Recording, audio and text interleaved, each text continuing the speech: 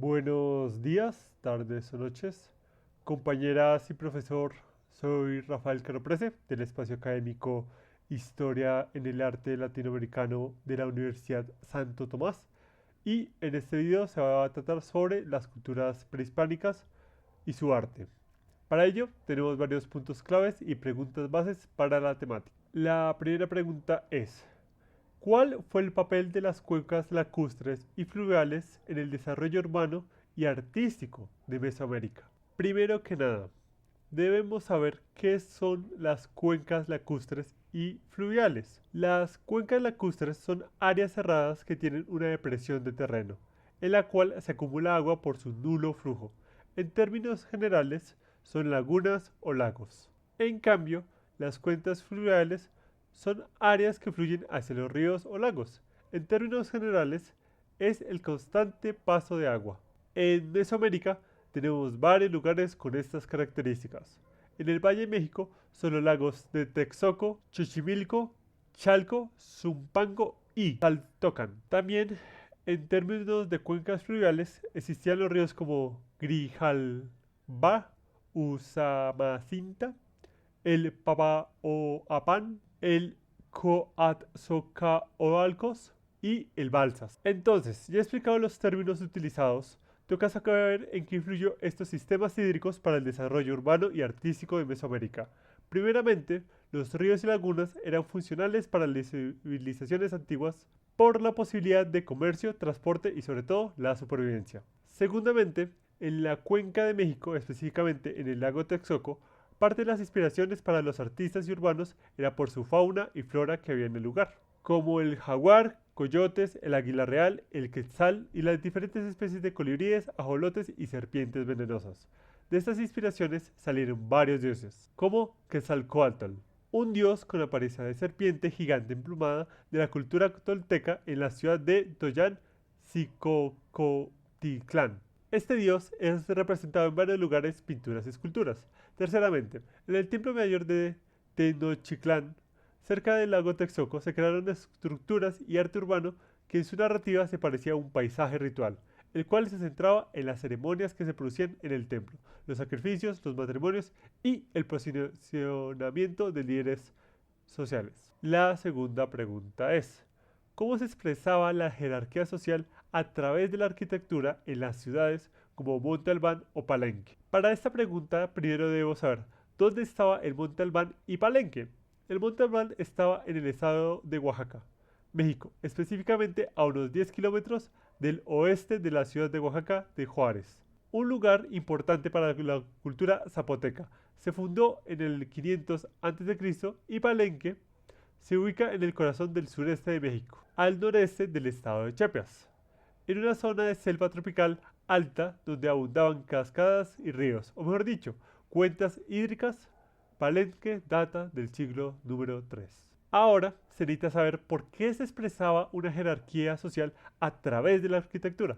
En sí, en el monte Alban, la desigualdad social no era abismal, sino la igualdad de oportunidades política y económicamente era buena, ya que las tumbas y las casas eran construidas a partir de las necesidades de los pobladores. No eran ostentosas, sino que funcionales respecto a la jerarquía social. No había mayor diferencia, ya que en su arquitectura se mostraba un pensamiento colectivo para el crecimiento social, económico y político. La dispersión de esta cultura es un tema debatido hasta el día de hoy. Y en Palenque, primero que nada, su arquitectura era sobre todo con apariencia esbelta y equilibrada por la presencia de pórticos, muros masivos, techos y frisos inclinados. Existían varias plazas en las cuales se hacían rituales, comercio y actividad social. Sin embargo, en su estructura se mostraba como el norte se asociaba a una esfera celestial y sobrenatural y el sur a una región de muertos. Tal vez este pensamiento era más un estereotipo social, como en la actualidad de el sur es de pobres, el norte es de ricos. Además, también se encontraban lugares religiosos como el templo de las inscripciones, en el centro de todo el pueblo. Había el lugar del gobernante por ser el centro de la comunidad. Sin embargo, también los asistentes de los reyes de Palenque daban casas pequeñas con patios abiertos con la posibilidad de habitaciones para rituales de la conmemoración de los antepasados, almacenamiento y la producción de alimentos. Además, se producían objetos de obsidiana, pedernal y cerámica. Todo esto quiere decir que en Palenque había una clase social no desigual, pero sí algo desequilibrada. La tercera pregunta es, ¿qué relación había entre la escultura monumental y las creencias religiosas en Teotihuacán? Para saber la relación entre la escultura monumental y las creencias religiosas, debemos saber dónde quedaba Teotihuacán. Este lugar quedaba a 34 kilómetros al norte de la Ciudad de México. En este lugar están actualmente las ruinas de su civilización. En sí se encuentran varias estructuras que hacen referencia a sus creencias religiosas, recordando a Quetzalcóatl de la primera pregunta, asimismo como el río actualmente llamado San Juan, el cual atravesaba el valle Teotihuacán. Entonces, debido a la fauna y flora de sus cuencas fluviales y a la creencia de dioses como Quetzalcóatl, las paredes de sus templos tenían pinturas referentes a su cotidianidad. Estos templos eran la pirámide del Sol, la pirámide de la Luna y el templo de Quetzalcóatl. Como en las culturas antiguas, las estructuras piramidales con cuartos y lugares de ritos es una forma de llegar a sus dioses, ya que la forma triangular se asemejaba a una escalera para llegar a los dioses. Además, en esos cuartos había figuras de arcilla de sus sacerdotes y candeleros de arcilla para poder encender velas para la conmemoración de los muertos. La siguiente pregunta es la cuarta. ¿Cómo contribuyeron los sacerdotes y sabios indígenas a la producción artística y científica? Primero que nada, debemos saber la disposición de la pirámide social de la época mesoamericana. En la pirámide social azteca eran los Huaytoani,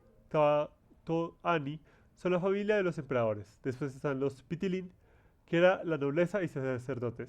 Siguen los Pochtecas, que eran comerciantes, y después los Macehualtin, agricultores artesanos, y Mayenques, trabajadores de los Pitilín. Y por último, los Tlaclacotin, que eran los esclavos. Ahora, con esta información, podemos deducir que los sacerdotes Pitilín, con sus mayenques, creaban obras artísticas para los templos, tales como las pinturas en los templos que se habla en las preguntas anteriores, y en sus arquitecturas. Por la parte científica, para las posibilidades económicas, por parte de los científicos, por sus posibilidades económicas, sociales y de conocimiento ancestral, los sacerdotes y sabios podían hacer uso de los materiales a su disposición para crear brebajes, metales, estructuras y ungüentos. Desde esa época ya existía el conocimiento de medicinas tradicionales para poder resistir enfermedades, con sus tés, frutas, hierbas y demás. Además, cabe recalcar que sin el conocimiento científico y sobre todo arquitectónico, los templos que se construyeron se desplomarían por los constantes terremotos que han sucedido en México. Como quinta y última pregunta, ¿cómo se manifiesta la visión del mundo y del más allá en las tumbas, ofrendas y monumentos funerarios precolombinos? La mayor manifestación de las tumbas, ofrendas y monumentos funerarios en México es el Día de los Muertos, una celebración la cual es precolombina y se centra en ofrecer detalles a los muertos. No, es una celebración para la muerte, sino que es una forma de recordar a los que ya no están y una forma de acercarse a ellos. La única forma de que realmente muera una persona es que si ya no te acuerdas de ella. Esta celebración se originó en México. Sin embargo, en la llegada de los españoles se modificó. Y la obra que haré es un maquillaje artístico del Día de Muertos. Y este soy yo. Entonces, eso es todo. Hasta pronto.